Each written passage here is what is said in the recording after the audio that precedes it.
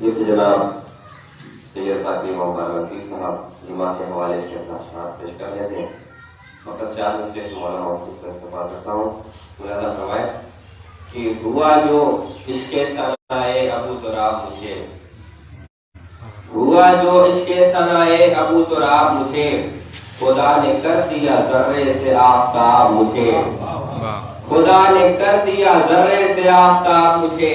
تو گلے حدیقہ زہرا نے آبرو دے کر، گلے حدیقہ زہرا نے آبرو دے کر، کلی سے پھول کیا پھول سے گلاب مجھے، کلی سے پھول کیا پھول سے گلاب مجھے. حرف التماس کے کر ملتمس ہوں بڑے ہی ادب و احترام کے ساتھ حجت الاسلام والمسلمین عالی جناب مولانا معراج حیدر خان صاحب العالمین جو رونق افروز منبر ہونے جا رہے ہیں، آپ تماموں نے سلام کیے. امام زمانہ و استقبال مولانا بابا سے بلند آئے صلی علی محمد وعلی محمد.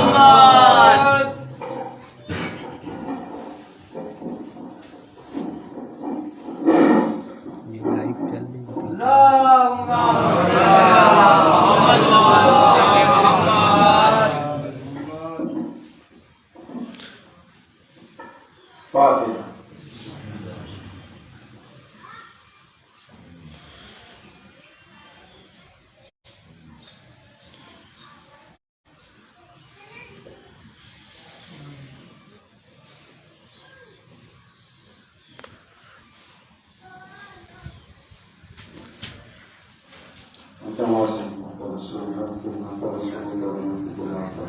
تبارك الذي بيده الملك وهو على كل شيء قدير الذي خلق الموت والحياة ليبلوكم أيكم أحسن عملا. صلوات الله.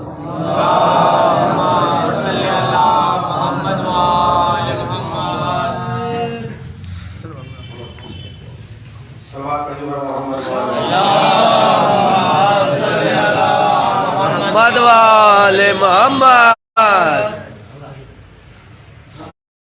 علی مشہور معروف آیت کریمہ سورہ ملکی کے مستر مجالس میں آپ حضرات سنتے رہتے ہیں. آیت سے بھی واقف ہے، ترجمے سے بھی واقف ہے، بس اشارہ کرنا ہے. لیکن ہمیشہ جب یہ اس آیت میں حدیث پڑھی جاتی ہے تو تصور یہی ہوتا ہے کہ موت و حیات کی گفتگو ہونے والی ہے، جبکہ اللہ نے موت و حیات کے پہلے اپنے بابرکت ہونے کا ذکر کیا ہے اور اپنی ملکیت کا ذکر کیا ہے، پھر اس کے بعد اپنی قدرت کا ذکر کیا ہے، پھر اس کے بعد خلقت کا ذکر کیا ہے، پھر خلقت میں بیان کرنے کے بعد موت اور حیات کا ذکر کیا. اتنے مرحلے طے ہو گئے. آیت پڑھی جاتی ہے تو صرف موت یا حیات سے بن جاتی ہے. ذرا غور، بہت لمبی چوڑی گفتگو نہیں ہوگی، انشاءاللہ ایک اشارہ کرنا ہے اور اسی کی طرح گفتگو کر کے آگے بڑھ جانا ہے. ایک صلوات پڑھی پر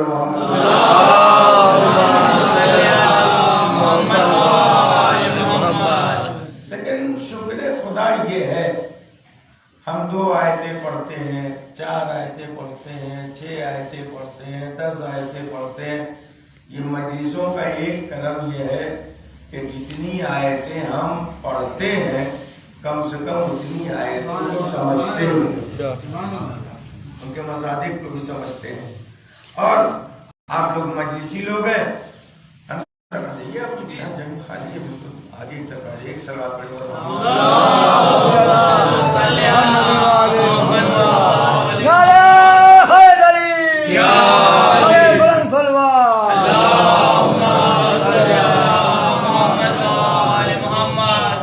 یہ بزرگ ہیں، کم سے کم زندگی میں 500 1000 1500 مجلس سن چکے ہوں گے. جوان لوگ بھی کم سے کم 200 300 مجلس تو سن ہی چکے ہوں گے اپنی زندگی میں، کم سے کم کی تعداد میں بتا.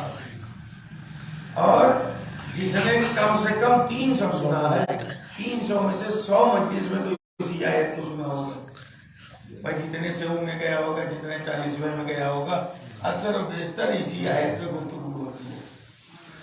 تو انسان نے، آپ لوگ خود فیصلہ کیجئے، اتنی مجلسوں میں سے 100 مجلس اسی آیت میں سنا ہوگا۔ بات وہی ہے کہ وہ بابرکت ہے، وہ صاحب ملک ہے، مالک ہے، وہ ہر چیز پہ قدرت رکھتا ہے، وہی خالق ہے، اسی نے موت کو پیدا کیا، اسی نے حیات کو پیدا کیا۔ آپ کو سب وہی دہرایا ہوا لگا 100 بار میں؟ توجہ کیجیے، ایک ہی آیت ہے، اس کے معنی اور مفاہیم میں اتنی وسعت پائی جاتی ہے، جب بیان کی جاتی ہے یہ آیت اور اس کے مفاہیم بیان کیے جاتے ہیں، اس کے مطالب بیان کیے جاتے ہیں، ہر بار نیا لگتا ہے۔ جب قرآن کی ایک آیت کا یہ معجزہ ہے، جتنی بار پڑھی جائے اتنی بار نئی لگتی ہے، ہر بار نئے مطالب سامنے پیش آتے ہیں۔ تو اگر پورے قرآن کو کہا جائے کہ یہ معجزہ ہے تو اس میں کوئی شک نہیں ہونا چاہیے۔ تو جب قرآن میں یہ معجزہ پایا جاتا ہے، ایک آیت میں کہ اتنا معجزہ پایا جاتا ہے کہ ہر بار بیان کیا جائے تو نئے نئے مطالب سامنے پیش آتے ہیں، تو جس نے ابھی زبان سے کچھ بولنا نہ سیکھا ہو، اگر وہ پورے قرآن کا علم دینے لگے، سلوات پڑھیے بھگوان،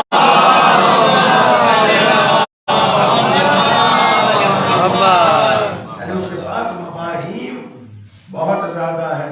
تو آپ ذرا غور کیجئے گا، تبارک الذی بیدہ الملک، بابرکت ہے وہ ذات۔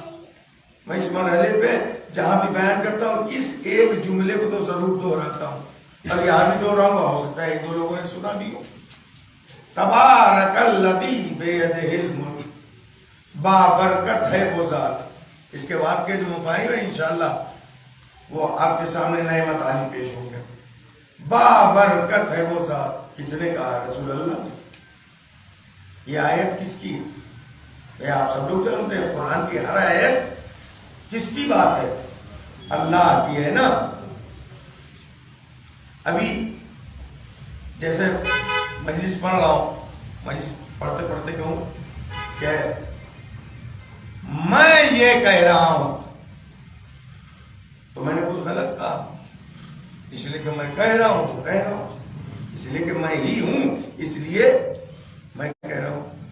اور اگر مجلس پڑھتے پڑھتے میں یہ کہوں کہ وہ کہہ رہا ہے، یہ وہ نہیں ہوتا ہے، یہ ہوتا ہے، وہ وہاں ہوتا ہے، سمجھے؟ جب وہ کہا جاتا ہے مطلب اس سے ہٹ کے، یعنی یہ اور ہے وہ اور ہے، کہہ اللہ رہا ہے۔ غور کیجئے گا، توجہ، کہہ رہے بابرکت ہے وہ ذات، یہ تو اشارہ میں کر رہا ہوں نا، بابرکت ہے وہ ذات، کہنے والا خود اللہ، پھر بھی وہ کہہ رہا ہے۔ یہ جملہ دہرا رہا ہوں، کئی مجلسوں میں کہہ چکا، لیکن چونکہ سماج کی ضرورت ہے اس لیے بار بار اس تلقین کو اور اسما افہام کرنا ضروری ہے۔ مردہ ایک ہی ہوتا ہے، کم سے کم تلقین میں 3 بار پہلے اور 3 بار بعد میں سن سمجھ کہا جاتا ہے، تو کم سے کم 6 بار کی تو اجازت ہی ہے۔ تو میں اس بات کو دہرا رہا ہوں، وہ اللہ کہہ خود رہا ہے، کہتا کہ میں کتنا بابرکت ہوں۔ غلط تھا اگر وہ کہے کہ میری ذات بابرکت ہے، میں بابرکت ہوں، لیکن وہ میں کو کنارے کہہ رہا ہے وہ۔ آخر فلسفہ کیا ہے؟ کہا میں جو یہ کہہ رہا ہوں نا، یہ انسانوں سے کہہ رہا ہوں، انسانوں کی ایک فطرت یہ ہے، ان کے اندر میں بہت ہے۔ انسانوں کی فطرت یہ ہے کہ ان کے اندر میں بہت ہے۔ کہا میں کہاں سے آتی ہے؟ کہا تھوڑا سا پیسے میں بڑے ہو گئے، تھوڑا سا پڑھ لیا، ٹوپی پہ آئے اور بڑھے، آگے آئے شیروانی پہنا اور بڑے، ابا کبا پہن لیا اور ہو گئے، امامہ پگڑی پہن لیا تو اور ہو گئے، پیسہ آ گیا اور ہو گئے سفید پہننے لگے اور ہو گئے 4 آدمی سلامی کرنے لگے اور ہو گئے. کہا یہ میں ایسے آتی ہے. کہا دیکھو یہ تمہارے پاس جو کچھ ہے نا تھوڑا سا تم نے پایا ہے. اس نے تبارک الذی کے بعد جو کہا ہے بیدہ الملک، اس کے پاس ملک ہے. ملک کتنا بڑا؟ انڈیا، پاکستان، سعودیہ، کویت، دبئی. کا ملک کا مطلب یہ کہ جہاں تک سمجھ پاؤ، تم جہاں تک سمجھ پاؤ. لیکن تمہارے سرحد فکر سے بھی بالا ہے میرا ملک، تمہاری سرحد فکر سے بھی بالا ہے.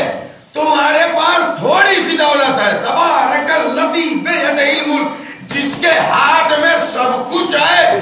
جب وہ کہہ رہا ہے کہ بابرکت وہ ذات ہے، وہ میں کو ہٹا لے رہا ہے. تو جس کے پاس ملک ہے وہ میں کو ہٹا لے رہا ہے. جس کے پاس اس کی دھون ہے اس کے پاس میں کہاں سے آ گئی؟ اللہ بتانا یہی چاہ رہا ہے. ملک آ جائے، قدرت آ جائے، طاقت آ جائے، پاور آ جائے، اپنی میں کو کنارے رکھ دو. سلوات پڑھیے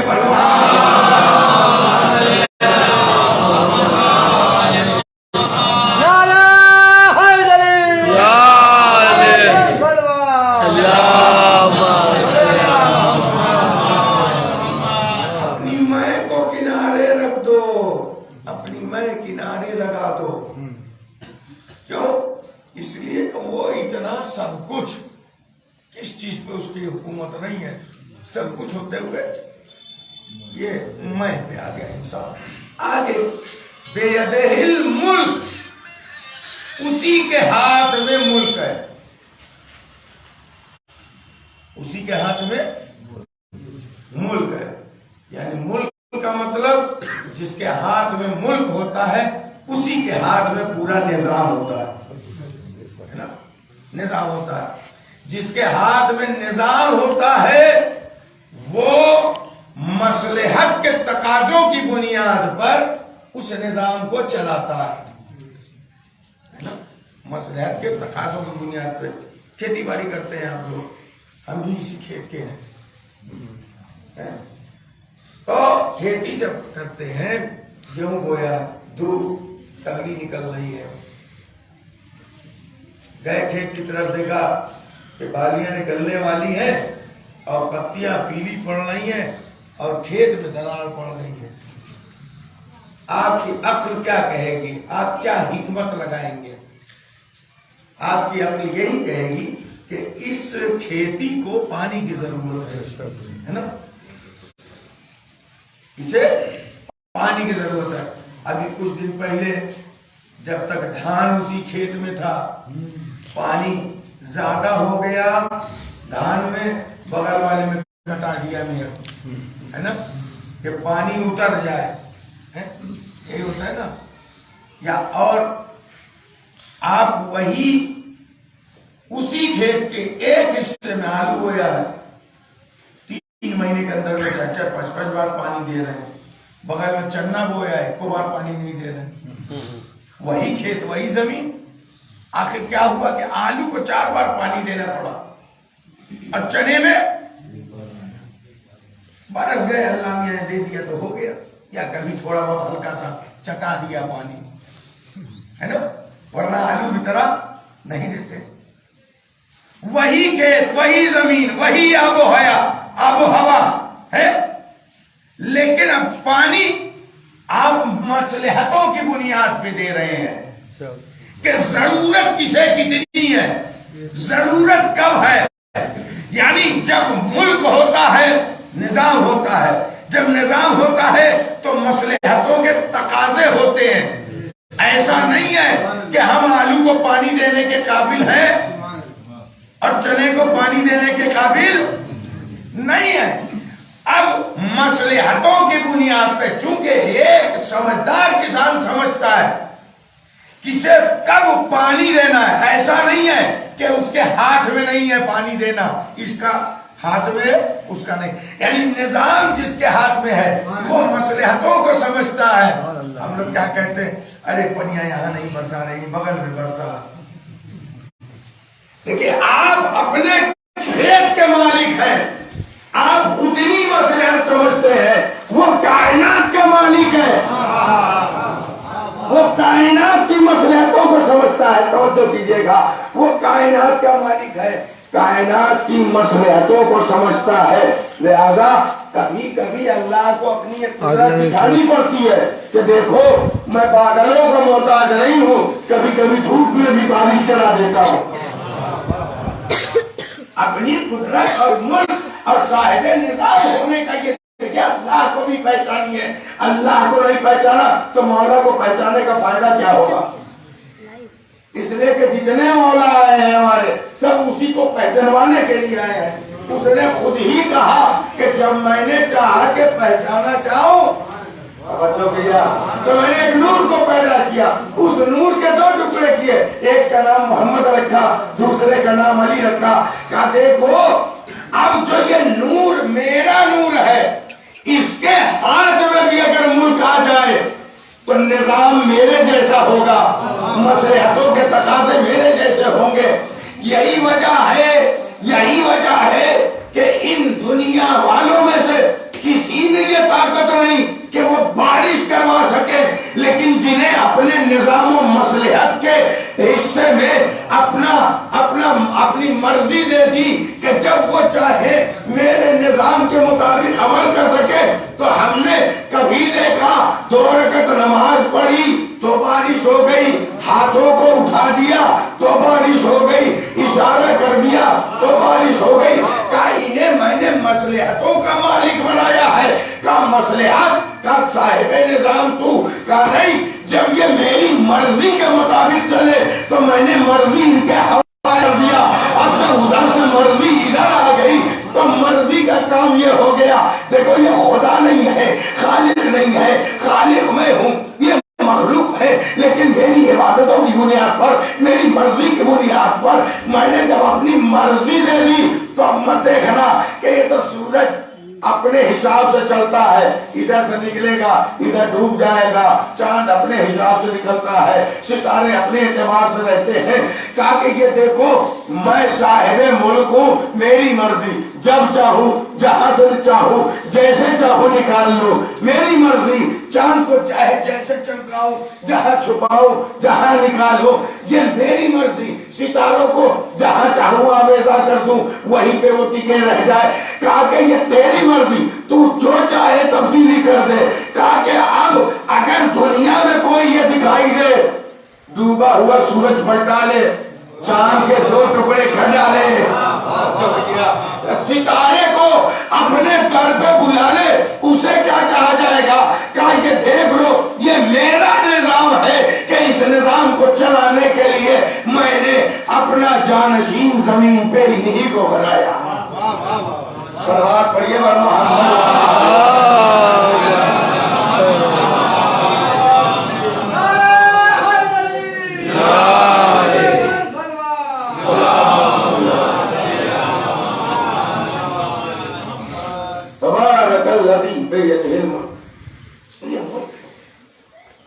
ابھی منزل پہ جہاں اصل خطاب ہے, وَهُوَ عَلَى كُلِّ شَيْءٍ قَدِيرٌ, اور ہر چیز پہ قدرت رکھتا, ہر چیز پہ قدرت رکھتا.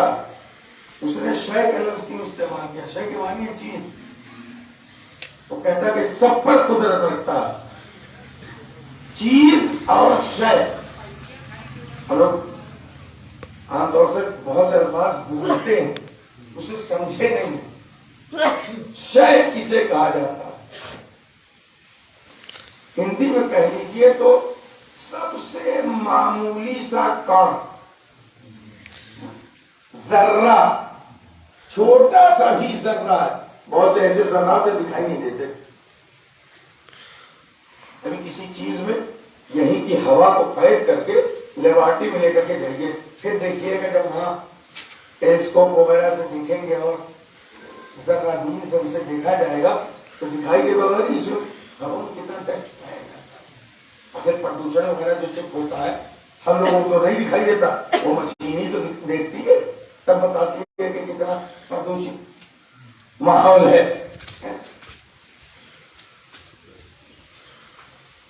مطلب یہ کہ سب سے باریک چیز جنہیں آنکھیں نہ دیکھ پائے اس چیز کو بھی شے کہا جاتا ہے۔ تو اللہ نے کیا کہا؟ وَهُوَ عَلَىٰ كُلِّ شَيْءٍ قَدِيرٌ، وہ ہر چیز پہ قدرت رکھتا ہے، ہر چیز پہ۔ یعنی اگر تمہاری نگاہ میں کوئی چیز حقیر سے بھی حقیر ہے تو اس کا بھی مالک وہی ہے۔ توجہ کیجیے گا، تمہاری نگاہ میں کوئی چیز حقیر سے بھی حقیر ہے تو اس پہ بھی وہ قدرت رکھتا ہے، اس پہ بھی وہ قدرت رکھتا ہے۔ اب مت سمجھنا کہ ہر چھوٹی چیز حقیر ہوتی ہے، ہر چھوٹی چیز جو تمہاری نگاہوں میں چھوٹی ہو اسے حقیر مت سمجھنا۔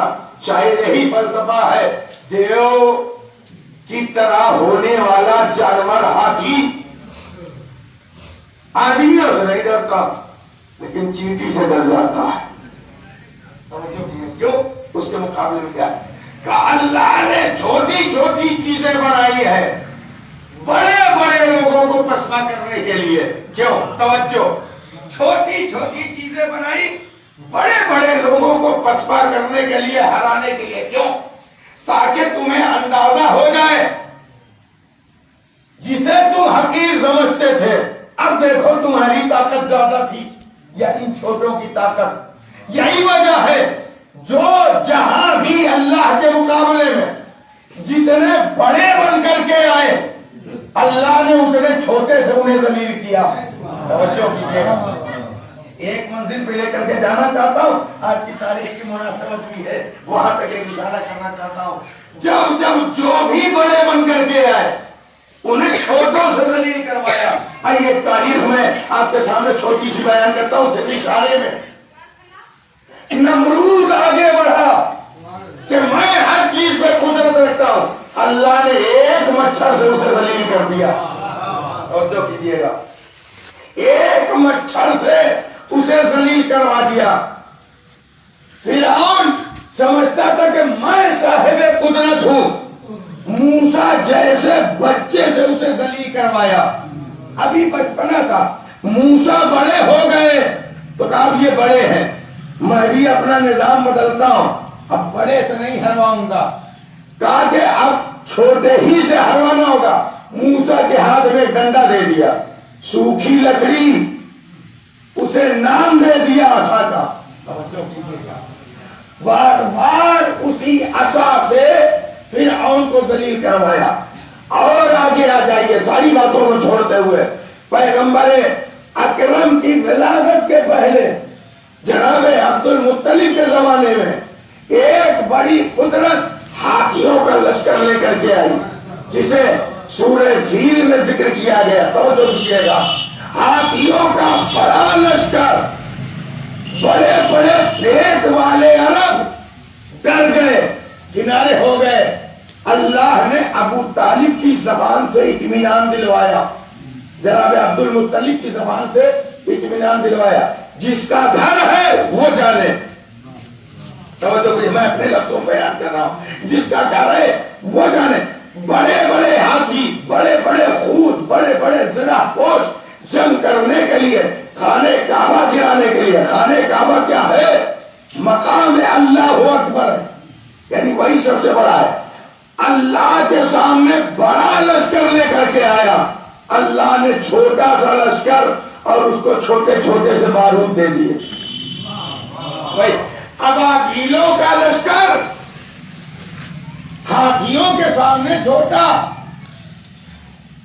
ابابیل خود بڑے، ان کا پنجہ چھوٹا، اس چھوٹے پنجے میں چھوٹی چھوٹی کنکریاں، وہ بڑے بن کر کے آئے تھے، چھوٹی چھوٹی کنکریاں گری، اللہ نے انہیں کیسا بنایا؟ سورہ فیل پڑھیے، کعصف مأکول۔ قرآن کی آیت کیا کہتی ہے؟ حال کیا ہوا اس لشکر کا؟ جیسے چبایا ہوا بھوسا. بڑی بڑی طاقتیں اللہ کے چھوٹے چھوٹے کے سامنے بھوسا ہو جاتی ہے. توجہ کیجیے گا، پیغام کو سنیے. بڑی بڑی طاقتیں اللہ کی قدرت کے سامنے بھوسا ہو جاتی ہے. یاد رکھیے کبھی بڑا ہونے کی کوشش مت کیجیے.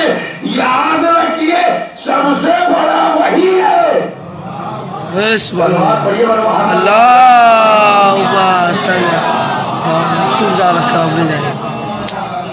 بڑی بڑی طاقتوں کے سامنے اللہ نے چھوٹی چھوٹی چیزوں سے انہیں ذلیل کرنا شروع کیا.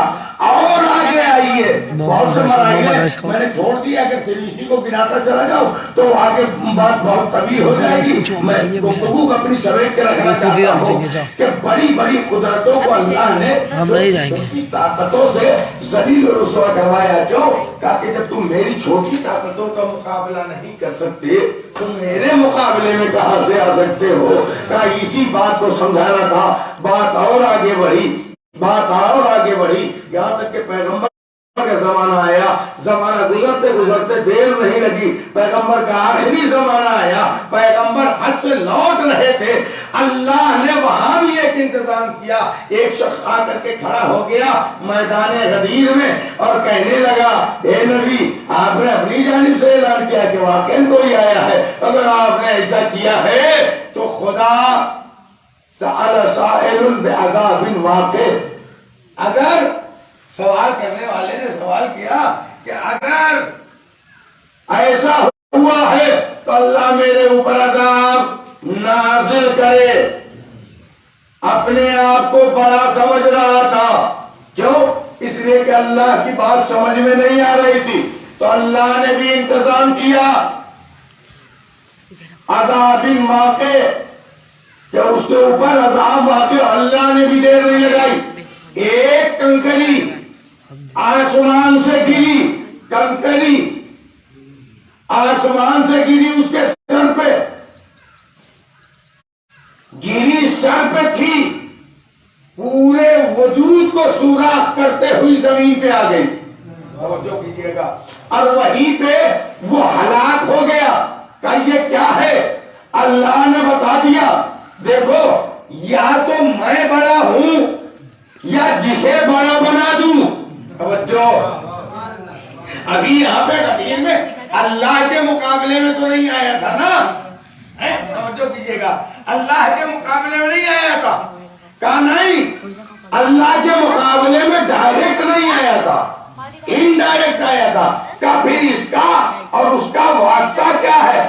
کہا ایک مرتبہ کعبے پر حرف آ رہا تھا جو اللہ سے منسوب، تو اللہ نے وہاں بھی کنکر کا استعمال کیا. پھر دوسری مرتبہ مولود کعبہ پر، اصل مولود کعبہ پر انگلی اٹھائی گئی تو اللہ نے کہا دیکھو کبھی کعبہ اور مولود کعبہ کو الگ مت سمجھنا. صلوات پڑھیے محمد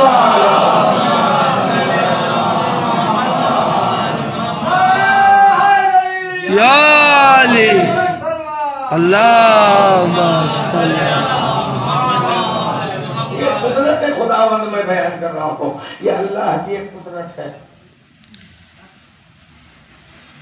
مرحلہ اور آگے میں بناتا ہوں. جہاں جہاں جو بڑا بن کر کے آیا اسے چھوٹے سے چھوٹی طاقتوں میں سے پروردگار عالم نے ذلیل و رسوا و خوار کرایا. کربلا میں آواز آئی بلاؤ سب سے بڑے پہلوان کو. ابھی میں فضائل میں ہوں، مسائل میں نہیں. بلاؤ سب سے بڑے پہلوان کو. ایسا پہلوان جس کی تیر اندازی کا عالم یہ تھا کہ وہ 3 پھل کا تیر لے کر کے چلتا تھا. کیوں؟ کہ وہ انوکھا ہے، وہ بڑا ہے. توجہ کیجیے گا، اللہ نے بھی انتظام وہی رکھا جو اس کا نظام کا تھا. کہ جو جتنا بڑا میرے مقابلے میں آئے گا اتنے ہی چھوٹے سے اسے ذلیل و رسوا کرواؤں گا. آواز آئی، حسین دوڑے گئے، اصغر کو لے کر کے آئے. اس مقام یہاں تک کہ یہ اکبر کو بھی تو روک سکتے تھے. کیا یہ نظام الہی ہے کہ جب جتنا بڑا پہلوان آئے گا اللہ اس کے سامنے سب سے چھوٹے کو بھیجے گا؟ اب اصغر آخر میں کیوں آئے؟ اس لیے کہ انہیں گمان تھا کہ ہرملا جیسا ابھی ہمارے پاس پہلوان موجود ہے. اللہ نے کہا میں اب تھوڑا سا نظام یہاں بدلوں گا. توجہ کیجیے گا, تھوڑا سا نظام بدلوں گا. کہا وہ نظام کیا بدلے گا؟ کہا ابھی تک عذاب کی نوعیت جو ہوتی تھی وہ ظاہر پہ ہوتی تھی, لیکن اصغر جب مسکرائیں گے تو یہ ظاہر اس سے گھائل نہیں ہوگا, باطن گھائل ہوگا. توجہ کیجیے گا, یہی وجہ ہے کہ اصغر کو بعد میں لے کر کے آئے. اصغر کے ہونٹوں پہ یہ زبان نہیں پھیری گئی تھی بلکہ یہ ننھی سی ذوالفقار تھی جو ہونٹوں پہ سیکل کی جا رہی تھی. کیوں؟ کہا کہ اصغر نے زبان کیوں نکالی؟ مسکرا دیے تھے بہت تھا. توجہ, کہا مسکرا کر کے میں نے اسے زخمی کر دیا, زبان پھیر کر کے یہ بتا رہا ہوں. اب اگر ضرورت پڑی تو یہ مت سمجھنا کہ میں بے زبان ہوں. صلوات پڑھیے بر محمد.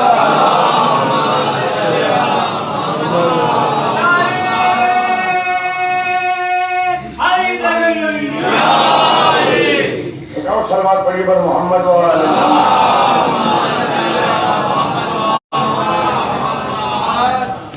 مجھے بے زبان نہ سمجھا جائے, میں زبان بھی رکھتا ہوں. بات اور آگے تھوڑا سا بڑھاؤں, آج کی مناسبت تک میں پہنچ گیا. روایت جناب سکینہ سلام اللہ علیہ کی ولادت کی تاریخ ہے. اللہ نے اپنا نظام نہیں بدلا, جتنے بڑے بنیں گے اللہ ان کو اتنے ہی چھوٹے سے ذلیل و رسوا کرائے گا. ہونا تو یہ چاہیے تھا کسی اور زبردست کو جو ہے بچا لیا جاتا کہ وہ شام تک جاتا. توجہ کیجیے گا, وہ شام تک جاتا. اللہ نے اہتمام یہ کیا تاکہ شام کو فتح کرنے میں سب سے پہلے جسے بھیجا جائے گا, یزید تو مین تھا نا, کربلا کا سارا واقعہ جس کے توسط سے, یعنی سب سے بڑا تو وہی تھا. ابھی تو جتنے کربلا تک آئے تھے عہدے میں تو یزید سے چھوٹے ہی تھے, ہے نا, پاور میں تو یزید سے چھوٹے تھے. تو اس بڑے کے مقابلے کے لیے کسی بڑے کا جانا ضروری ہے, اور ایسا جائے جو جا کر کے نہ یہ کہ فتح کرے بلکہ اپنا قبضہ اور اپنا جھنڈا وہاں گاڑ سکے. توجہ کیجیے گا, کا اہتمام یہی کیا گیا, سکینہ کو اسی لیے لایا گیا. توجہ کیجیے گا, سکینہ سے بڑی تھی شوہرا, لیکن انہیں نہیں لایا گیا. کیوں لایا گیا؟ کہا کہ وہ بہت بڑا اپنے آپ کو سمجھنے لگا ہے, تو سب سے چھوٹے سے شام کو فتح کیا جائے گا. کا فتح کرنے کا معاملہ یہ ہے کہ وہاں اپنی مسرت بچھا دی جائے, اپنا تخت لگا دیا جائے, اپنا دربار سجا لیا جائے. کون جیتا شام میں, کون ہارا, یہ فیصلہ دنیا کر لے. کل کے یزید کو دیکھ لے, اور آج 14 صدیاں گزر گئی. اب بتائے کہ شام میں محل کس کا ہے, روزہ کس کا ہے, توجہ, حکومت کس کی ہے, چاہنے والے کون ہیں؟ ارے تجھے سلامی کرنے والے یزید 4 سال تھے, یہاں 14 صدیاں گزر گئی. جس نے سکینہ کو ایک بار سلام کیا, بار بار دل میں خواہش اٹھی کہ وہ بار بار اس دربار میں جائے. صلوات پڑھیے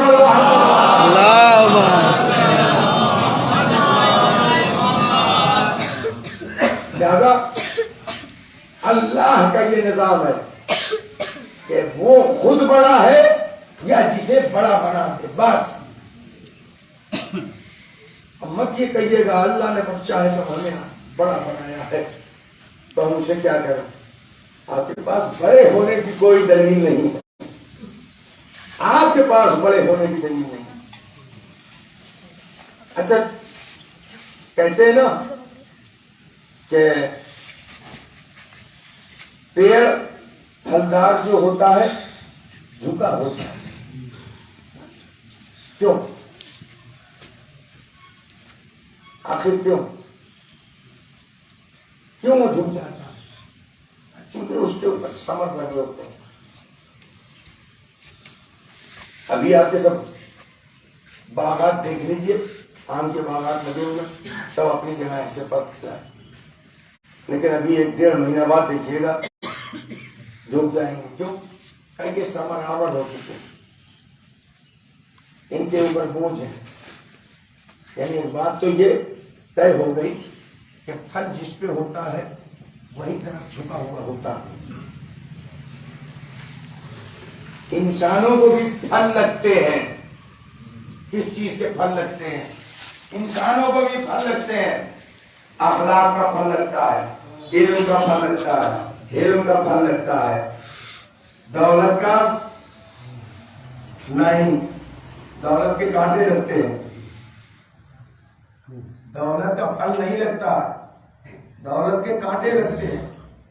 اگر دولت محترم ہوتی تو پھر حکومت سلیمانی ختم نہ ہوتی. توجہ کیجیے، دولت اگر محترم ہوتی تو خدیجہ اپنا سب کچھ لٹا نہ دیتی.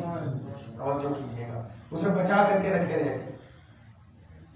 مطلب یہ کہ انسان بھی درخت نما ہے کہ جب اس پہ پھل آ جائے تو اس کا کام یہ چھپ کر کے رہتا. شاید یہی وجہ ہے کہ سجدہ اسی فلسفے کے تحت رکھا گیا کہ تم اپنے آپ کو چھوٹا سمجھ لو کہ بڑا وہی ہے. سجدے کا اور رکوع کا فلسفہ جو رکھا گیا ہے اسی بنیاد پر رکھا گیا ہے. تم اپنے آپ کو چھوٹا سمجھتے رہو، ہر وقت بھولنے نہ پاؤ. تبارک الذی بیدہ الملک، بابرکت ہے وہ ذات جس کے ہاتھ میں ملک ہے. وَهُوَ عَلَى كُلِّ شَيْءٍ قَدِيرٌ، وہ ہر چیز پہ قدرت رکھتا، یعنی ایسا قادر مطلق ہے. کیوں؟ اب اس کی قدرت کا اندازہ کیسے لگائیں گے ہم کہ کتنا بڑا قادر؟ وَهُوَ عَلَى كُلِّ شَيْءٍ قَدِيرٌ، وہ ہر چیز پہ قدرت رکھتا ہے. کا قدرت، دائرے قدرت کیا ہے؟ تو اللہ نے 2 لفظ میں اپنی قدرت کو موڑ کر کے رکھ دیا. توجہ کیجیے گا، 2 لفظ میں اپنی قدرت کو موڑ کر کے رکھ دیا. کا وہ 2 لفظ کیا ہے؟ الذی خلق الموت والحیات. اللہ کی ساری قدرت کا مجموعہ ہے موت اور حیات. آپ کب کب اللہ کی قدرت دیکھیں گے؟ یا تو موت میں دیکھیں گے یا تو حیات میں دیکھیں گے. اس کے علاوہ اور ہے کہیں؟ یہ 2 لفظ کا انتخاب اللہ نے کیا ہے. اب اس کی حکمت کو دیکھیے کتنا بڑا حکیم ہے. ہم سے اگر کہا جاتا تو ہم بیان کر پاتے کہ اپنی قدرت بتاؤ، تو ہم لوگوں کو اپنی قدرت بتانا ہوتا ہے تو جب رشتے آتے ہیں تب بتاتے ہیں. یہ دیکھ رہے ہیں یہاں سے وہاں تک وہ سب ہمارا ہے، وہاں تک وہ کھیت دیکھ رہے ہیں وہ ہمارا ہے، وہ ہماری باغ. ایک ایک چیز دکھاتے ہیں، ہے نا، ایک ایک چیز بتاتے ہیں. یہ ممبر امام باڑے میں ہم نے 10,000 کا بنوا کے بھیجا، یہاں رکھوایا. یہ دیکھ رہے ہیں یہ گنبد، یہ والا روزہ ہمیں نے بنوایا. ٹائلس بھی ہمیں نے دلی سے منگوایا، تو گجرات سے منگوایا، سورت سے منگوایا. یہ کیا ہے؟ کہ یہ ہم اپنی قدرت کا مظاہرہ کر رہے ہیں. یعنی ہم کو کتنا بیان کرنے کے لیے کتنے لفظوں کو ڈھونڈنا پڑا، اور اللہ نے 2 لفظ میں بات ختم کر دی. یہ معجزہ قرآن ہے کہ اس نے جہاں جہاں لفظوں کو جیسے رکھ دیا ہے اس میں معنی بھرے پڑے ہیں. الذی خلق الموت والحیات، اس نے جب اپنی قدرت کو بتایا تو کہا قدرت 2 لفظوں میں ہے، ایک موت میں ہے ایک حیات میں ہے. لیکن یاد رکھنا میری قدرت کے مظاہر جو ہیں وہ موت ہی میں ہیں. توجہ کیجیے. کیوں؟ کہ اس لیے کہ میں نے موت کا ذکر پہلے کیا ہے، حیات کا ذکر بعد میں ہوا ہے. موت کا ذکر پہلے ہوا ہے، حیات کا ذکر بعد میں. الذی خلق الموت والحیات، وہ ہے کہ جس نے موت کو پہلے پیدا کیا ہے. اس کی قدرت یہ ہے. موت کو، یہ لفظ موت کیوں رکھا؟ یہی سمجھانے کے لیے جسے موت سمجھ میں آ گئی پھر اس کے پاس حیات بچے گی. توجہ کیجیے. الذی خلق الموت والحیات، اس نے موت کو بھی پیدا کیا اور حیات کو بھی پیدا کیا. یہ موت و حیات کیا ہے؟ موت کیا ہے؟ کہا بس موت کو یہ سمجھ لو. اب احادیث نے پڑھ کر کے یہاں سے سہارا دیا. موت ایک پل ہے. پل کا کام جانتے ہیں نا کیا کرتا ہے پل؟ موت ایک پل ہے. پل کہاں بنایا جاتا ہے؟ یہیں نیچے پلستر کروا دیا پل ہو جائے گا؟ یعنی کوئی کھائی ضرور ہوتی ہے. توجہ کیجیے گا. تب وہاں پل بنتا ہے. کوئی نہ کوئی کھائی ہوتی ہے تب وہاں پل بنتا ہے. ضرورت پل بنانے کیوں آتی ہے؟ تمہارا کام کنسٹرکشن کا ہے، یہی سب کرتے رہے تو یہ ہر جگہ تو پل بنا نہیں دیتے ہوں گے. یا تو اوپر سے گزرنا ہے یا کسی کو نیچے سے گزرنا ہے. یہی ہے نا پل کا فلسفہ. کوئی کھائی، لفظ کھائی کو ہٹا لو تو اوور برج کا بھی فلسفہ سمجھ میں آ جائے گا. وہ بھی تو پل ہے. صرف کھائی میں نہیں بنتا. کیوں؟ جہاں رکاوٹیں آ جائیں سفر میں وہاں پل بنایا جاتا ہے نا. جہاں رکاوٹیں آتی ہوں. یہ موت کو پل کہا گیا. ایک فلسفہ رکاوٹ دور ہو، دوسرا فلسفہ موت کا یہ ہے اس پار کا آدمی اس پار جا سکے. دوسرا فلسفہ یہ ہے اس پار کا آدمی اس پار، رکاوٹ کے اس پار جا سکے. پل کا یہی کام ہوتا ہے. آخر رکاوٹیں کیا ہے؟ اس دنیا میں اللہ نے پیدا کیا ہے، اس دنیا میں جانا ہے، اس کے لیے پل بنانا پڑے گا. کہ جب تک اس پل سے گزرو گے نہیں اس دنیا میں جاؤ گے نہیں. اب موت کا فلسفہ سمجھ لیجئے. کبھی زبان سے یہ نہ نکلنے پائے جب مارنا تھا تو پیدا کیوں کیا؟ توجہ کیجیے. جب موت دینا تھا تو پیدا کیوں کیا؟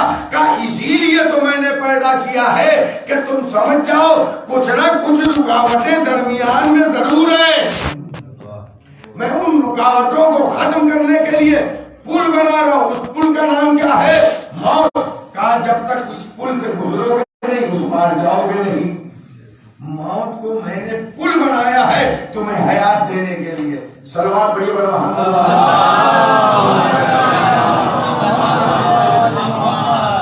اب میں نے موت کو جب پل بنا دیا ہے کس کے لیے؟ حیات دینے کے لیے. کہا وہ حیات کیا ہے؟ کہا وہ حیات میں جسے دے دیتا ہوں پھر لیتا نہیں. اب پھر یہ کیا تھا؟ پھر یہ کیا تھا؟ موت کے پہلے یہ کیا تھا؟ اگر حیات دے کے تو لیتا نہیں ہے تو پھر یہ کیا تھا جو حیات کے پہلے موت؟ کہا یہ صرف اور صرف آزمائش کے ایام تھے. تمہاری اصل خلقت تو اور اصل پیدائش قبر میں ہوتی ہے. توجہ کیجیے. انسان مزدوری کرنے کے لیے نکلتا ہے، صبح میں تنخواہ مل جاتی ہے، مزدوری صبح میں مل جاتی ہے. آدھا کام کر کے جانے لگے تب اسے مزدوری ملتی ہے؟ نہیں. جب تک کا وعدہ ہے اور وہ وعدے کے مطابق وہ کام نہ ہو جائے تو انسان کو مزدوری نہیں ملتی ہے.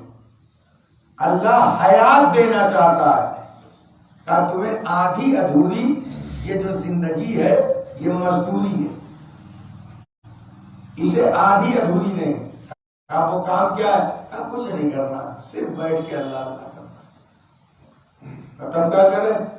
اللہ اللہ بیٹھ کے کرنا ہے تو کیسے چھوڑ دیں گھر بار کے راستے کام دھندا پہ کہیں نہ جائیں.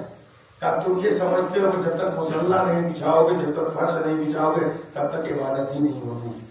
تم اپنے کام میں بھی اگر اس نیت سے سچائی کے ساتھ نکل رہے ہو، پھاوڑا چلانے کے لیے بھی نکل رہے ہو اور نیت یہ ہے کہ اپنے اہل و عیال کے لیے 2 وقت کی روٹی کا انتظام کر سکوں اور اس کام کرنے کے وقت میں تمہیں موت آ جائے، یا ابھی کام تو چھوڑو صرف تلاش میں نکل گئے ہو کام کے اور گھر سے نکلے تھے نیت یہ تھی کہ گھر میں 2-4 لوگ ہیں، ان کے لیے 2 روٹی کا انتظام ہو جائے گا، اسی نیت سے نکلے تھے۔ اللہ کہہ رہا ہے کہ اب گھر سے نکلے ہو نا، یہ بھی عبادت میں شمار کیا جائے گا۔ آگے مرنا پڑے گا۔ مرنا کیا آگے بڑھا کہ اگر اس راہ میں تمہیں موت بھی آ گئی، تب یہ موت نہیں کہلائے گی، یہ شہادت کہلائے گی۔ توجہ کیجیے گا۔ اور شہادت کیا ہوتی ہے؟ قرآن نے شہادت کا مطلب جو بتایا، کہا کہ اگر کوئی راہ خدا میں نکل جائے اور اسے موت آ جائے تو اسے مردہ تصور مت کرنا، بلکہ وہ زندہ ہے اور اپنے پروردگار کی جانب سے رزق پاتا ہے۔ تو اے علی والو، علی کی محبت دل میں اپناؤ، لیکن علی کی محبت کے ساتھ ساتھ علی کی سیرت بھی اپنا لو۔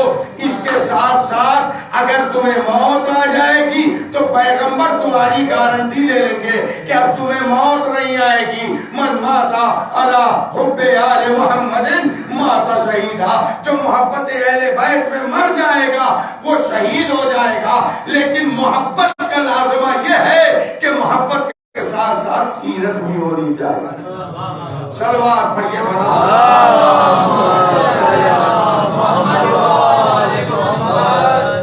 پھر فلسفہ یہ کہ اگر موت ہو جاتی ہے تو ہم روتے کیوں ہیں، ہم گریا کیوں کرتے ہیں، ہم یہ کام کیوں کرتے ہیں، ہمیں تکلیف نہیں ہونی چاہیے۔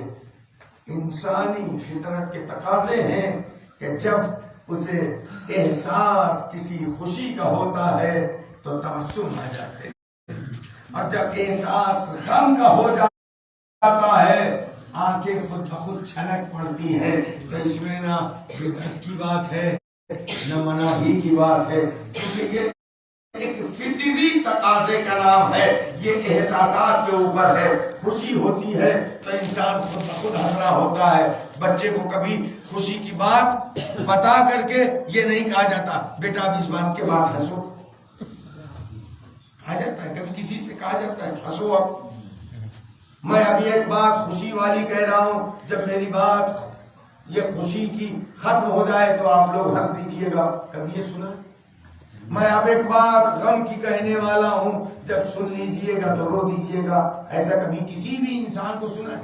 کہا نہیں، خوشی اور غم کا تعلق وہ احساس، جہاں جیسا احساس ہو جائے۔ لہذا اب اگر ہمارے درمیان سے ہمارا کہ جس کے درمیان ہم رہے ہیں، جس سے ہماری وابستگی رہی ہے، جس نے ہمیں پالا ہے، اگر وہ اس دنیا سے گزر جائے تو یہ فطرت کے تقاضے ہیں کہ آنکھوں میں آنسو آ جاتے ہیں۔ والدین کے ایصال ثواب بالخصوص والدہ کی مرضی ہے۔ ایک ماں اس کائنات سے گئی ہے، حیات کا فلسفہ۔ موت کیا ہے، حیات کیا ہے؟ موت کے بعد ہی حیات اصل زندگی۔ اس حیات کے لیے کیا چاہیے؟ عیسیٰ علیہ السلام، اگر موت ہو گئی ہے تو راستے اپنائے جائیں جس سے مرحومین کو ایثار ہو سکے، ان تک نیکیاں پہنچائی جا سکے۔ یہ مجلس نہیں ہے بلکہ یہ ایصال ثواب ہے۔ ایصال ثواب کچھ باتیں آیات کی، روایات کی آپ کے سامنے پیش کی گئی۔ اب یہی مرحوم اور مرحومہ کے لیے بہترین ایصال ثواب ہو جائے گا۔ بہرحال دنیا میں سارے غم ایک طرف، اگر ماں باپ جیسی نعمتیں اس دنیا سے چھن جاتی ہیں تو غم اور بڑھ جاتا ہے۔ خدا جن کے والدین سلامت ہیں ان کو طول عمر اور صحت عطا فرما، جن کے والدین اس دنیا سے گزر چکے ہیں یا ان میں سے کوئی اور گزر چکا ہے تو ان کی مغفرت فرما، انہیں جوار معصومین علیہ السلام میں جگہ کرامت فرما۔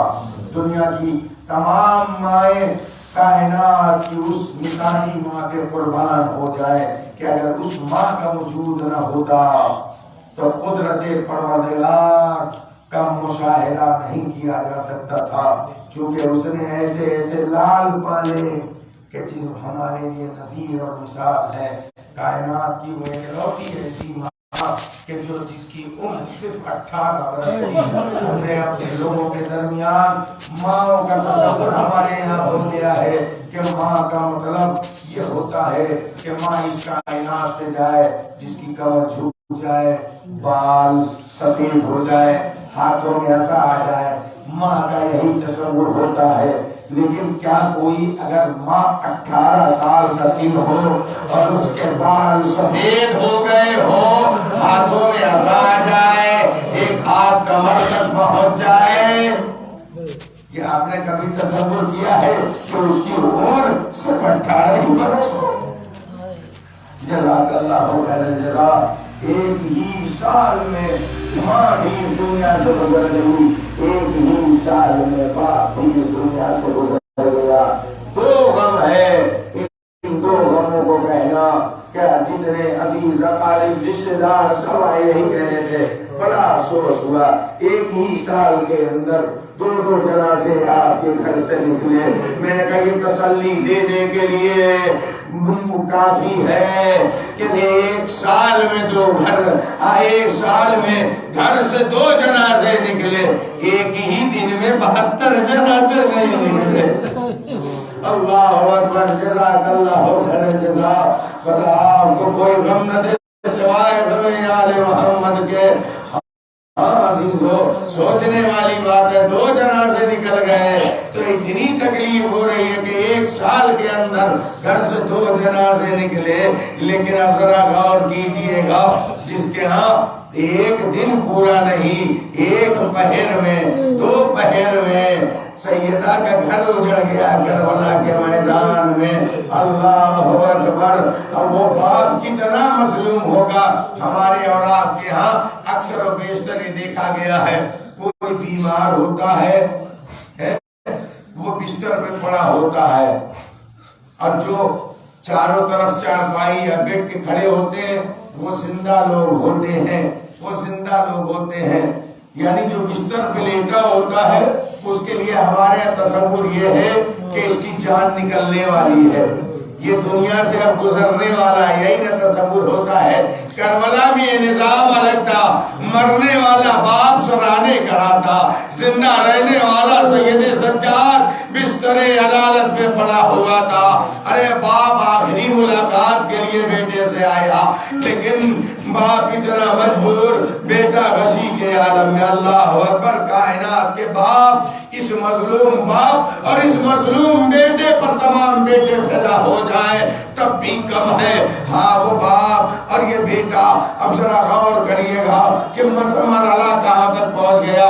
ایک دفعہ ہوتا یہی ہے نا، ہمارے اولاد کے درمیان ہم نے دیکھا ہے کہ اگر کوئی بے ہوش ہو جاتا ہے تو غشی سے افاقے کے لیے کیا جاتا ہے، کوئی دوڑ کر کے جاتا ہے، پانی لے کر کے آتا ہے، پانی چہرے پر چھڑکا جاتا ہے تاکہ اسے ہوش آ جائے۔ لیکن ہائے رے حسین کی مظلومی، حسین کے پاس 3 دن سے ایک قطرہ پانی نہیں ہے، اگر ایک قطرہ بھی ہوتا تو عسکر کو مل جاتا، چجائی کے چہرے پر چھڑکا جائے اور غشی سے افاقہ دلا جائے۔ حسین کو اپنی مظلومیت میں بڑا رونا آیا، سید سجاد کے سر کو اٹھا کر کے اپنے زانوں پہ رکھا، سر کو جھکا کر کے اتنا زارو قطار روئے کہ سید سجاد کا چہرہ شبیر کے آنسوؤں سے تر ہو گیا۔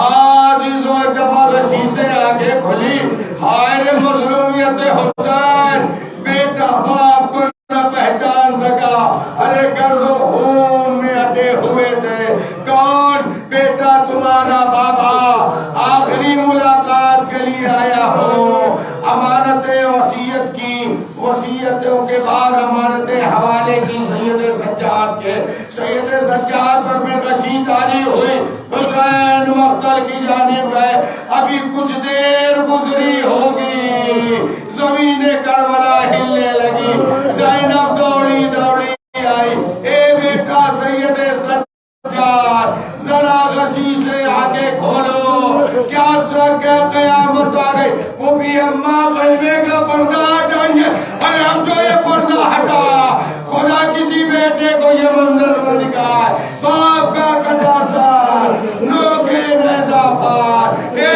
وہ بھی اماں آپ ان بھائی کی ہو گئی، میں یتیم۔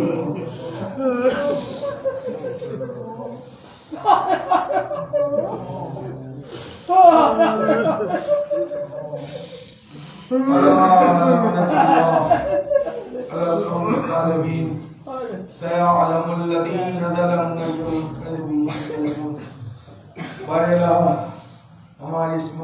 سے عبادت کو قبول فرما، مرحومین کے درجات کو بلند فرما، ان کے گناہان صغیرہ و کبیرہ کی مغفرت فرما۔